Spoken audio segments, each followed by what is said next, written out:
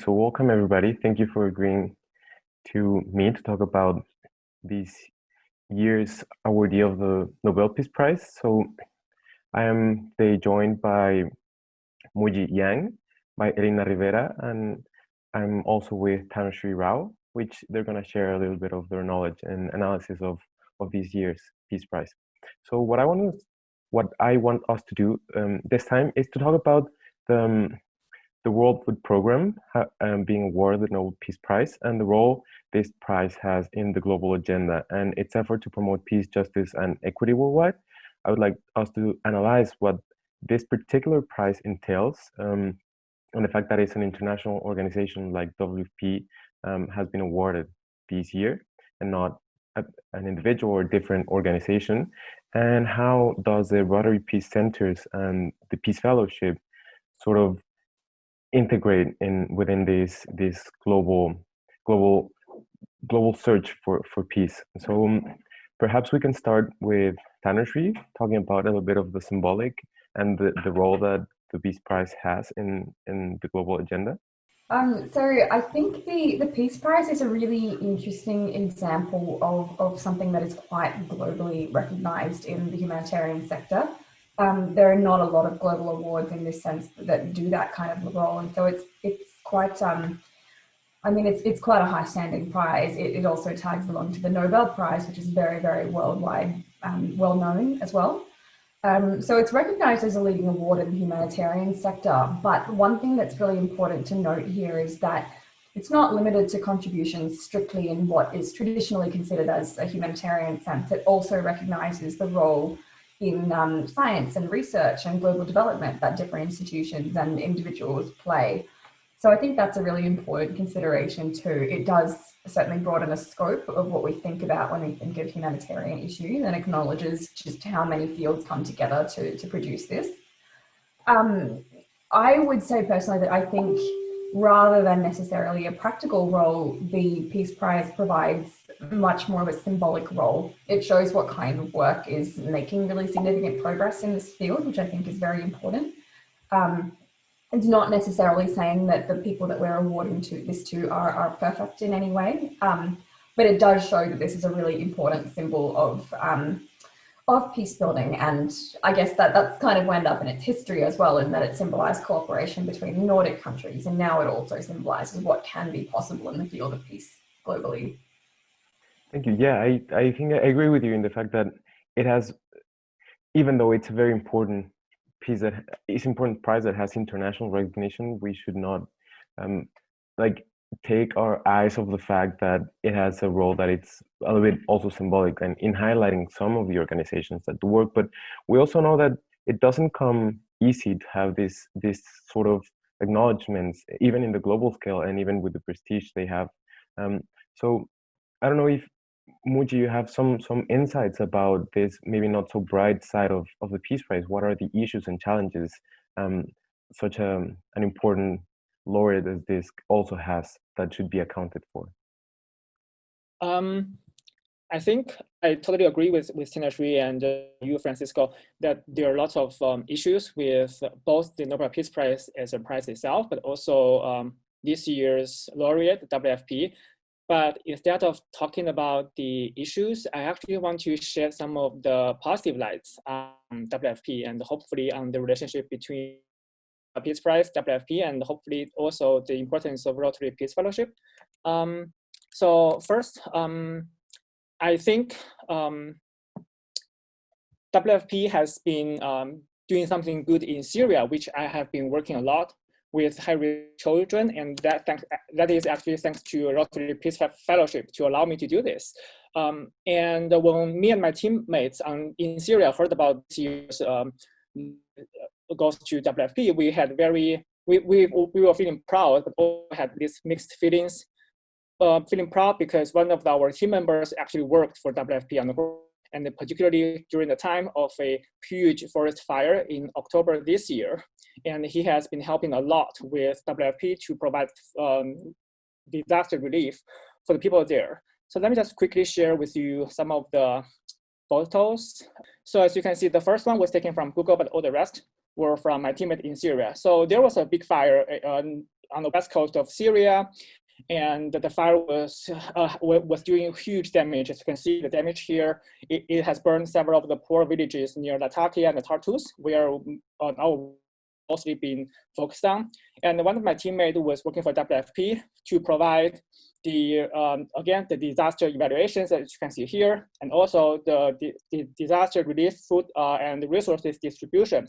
And the fact is WFP was one of the very few organizations who was doing this, because the international world was turning a complete blind eye to this event. And also, as you can see here, the government was providing helicopters to put up the fire, but it did not really have too much resources to help the people living there. And those people who have suffered from decade-long war and economic sanctions, and also this year COVID, and now they had the fire. So their lives have been turned into a literally living hell.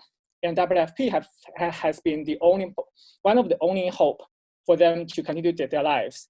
And also, as you can see here, the packages that the food they have been providing was also upgraded compared to the food packages they provided before.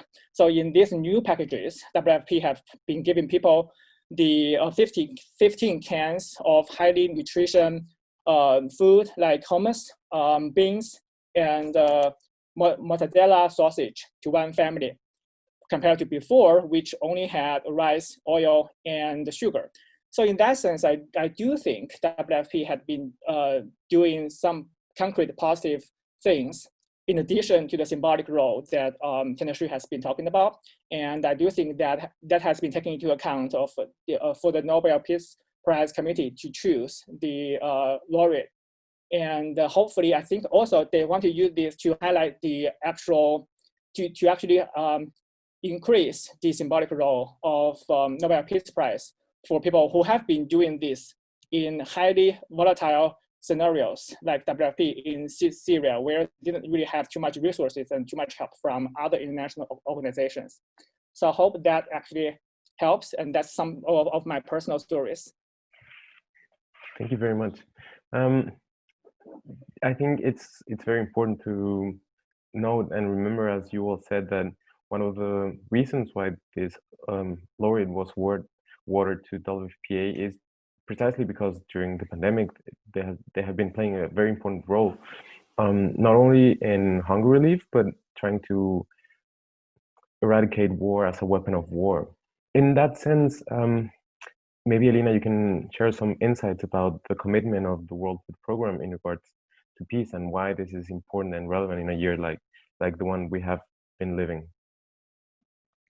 Thanks, Francisco. And yes, I think maybe complementing a little bit of what Mui was mentioning, I'd like to comment on how the World Food Program's evidence commitment to peace is in fact helping advance reconciliation efforts in particular, which directly contribute to peace building. So first, I think it's important to mention that there is an international recognition that the link between hunger and armed conflict is in fact a vicious cycle. And in the World Food Program, as the largest humanitarian organization addressing hunger as well as food security issues, has really taken the lead in combining humanitarian work with peace. So faced with the fact that there are nearly 700 million hungry people in this world, as well as the fact that 60% of these people live in countries that have been affected by armed conflict, the World Food Program has established a strategic partnership with SIPRI, which is the Stockholm International Peace Research Institute, not only to better understand how it can contribute to peace more effectively, but also to learn from any mistakes from the past, which I think is key. So in the framework of this partnership, SIPRI's research has so far shown that WFP in fact effectively contributes to creating conditions for peace by, for example, bolstering social cohesion, as well as by strengthening links between citizens and states, both which I believe are cornerstones of reconciliation in conflict-torn societies. So by leveraging food delivery and development projects as an entry point, but also by intentionally applying a conflict sensitivity approach, I think the World Food Program is able to not only bring immediate relief to hunger, but also to create safe spaces for people with diverse backgrounds to come together for meaningful interactions, and to begin reconstructing positive relationships and trust, which I believe are fundamental for advancing both reconciliation and for consolidating long-lasting peaceful societies. I think we can definitely not acknowledge the fact that the role of the WFP is crucial in a world like this, especially considering the dire situations we are facing and then potentially that we could face on the midst of the economic and chain supplies condition worsening because of the pandemic. And then I was like trying to present a more complete picture about what does this prize entails, and specifically in the work that the organization do on the global scale. Maybe Muji you can share some insights about if there are any other contrasts or points to be considered on the role that the organization plays that they're not part of this common discourse of, yay, it's so amazing that the World Food Program won. Is there something that we should account? So maybe Muji can give us some insight as well as Tanushree about the bureaucratic limitations that the program has in itself. I think going back to the kind of symbolic point that I made about what role the Peace Prize actually plays, I think that it is very effective to really, really in a concrete manner acknowledge the role that food security or insecurity can play in peace. And from that perspective, I think it makes a lot of sense to sort of solidify this link and make it more widely known how eradicating hunger and eradicating drought and similar factors can have a massive effect. But I think it's also important that we think about the fact that the aid sector is far from perfect. There's a long way to go in terms of reducing bureaucracies, increasing cooperation, decolonializing the sector. There's a lot of work still to be done, and the WFP is definitely not free of its own bureaucratic challenges, particularly in delivering timely aid. A lot of the time, the kind of interactions that are required to appropriately deliver this emergency food aid in a timely way, we've certainly seen some limitations on the past, and even in the present with the Yemen situation, there have been a lot of WFP trucks, for example, that have been unable to deliver their aid for bureaucratic reasons.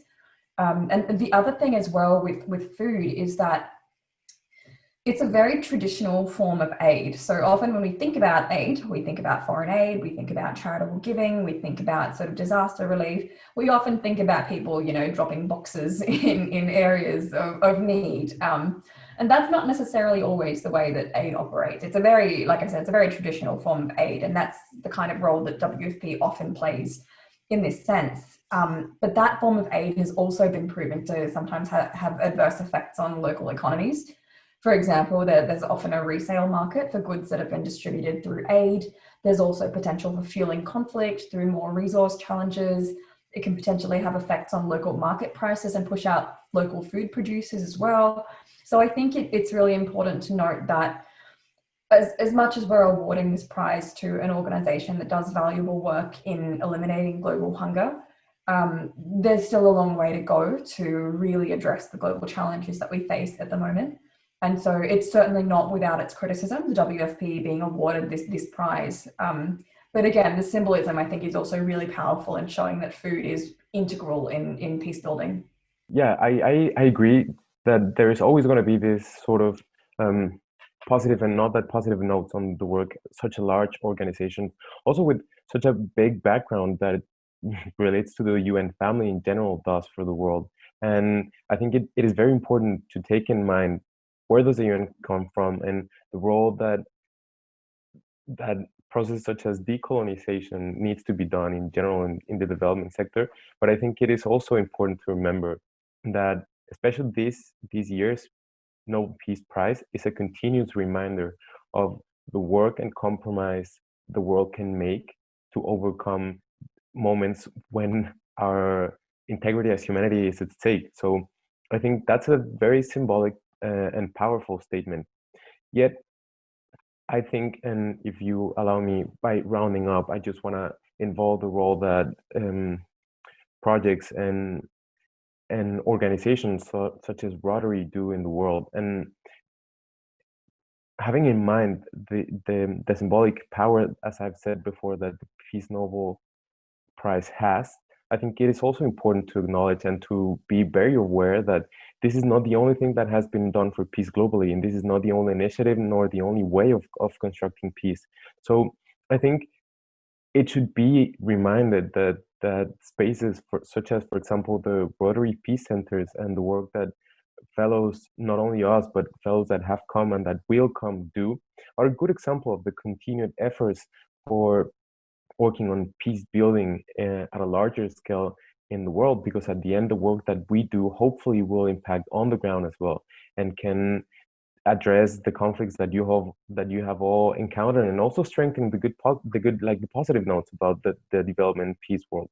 So I think that especially the work that Rotary International Foundation does shows how there is not only one way to build peace, and the Nobel Peace Prize should not be the point reference, but just sort of maybe the point of the spear when a lot of other things share and build up to create the better world that I'm sure that we all thinking. So although the Nobel Peace Prize should be seen and recognized as a valuable reminder that efforts for peace should never be invisible and unrecognized, I think it's really important to acknowledge that the effort that is been done in many different spheres of the world and spheres of work are there and have meaningful and powerful contributions.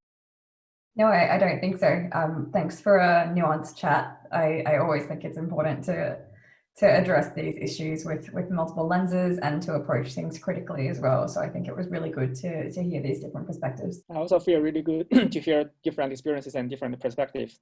And thank you, Francisco, for moderating our conversation. Thanks, Francisco, and thank you to Muyi and Tanushree for sharing your views. This was really enriching.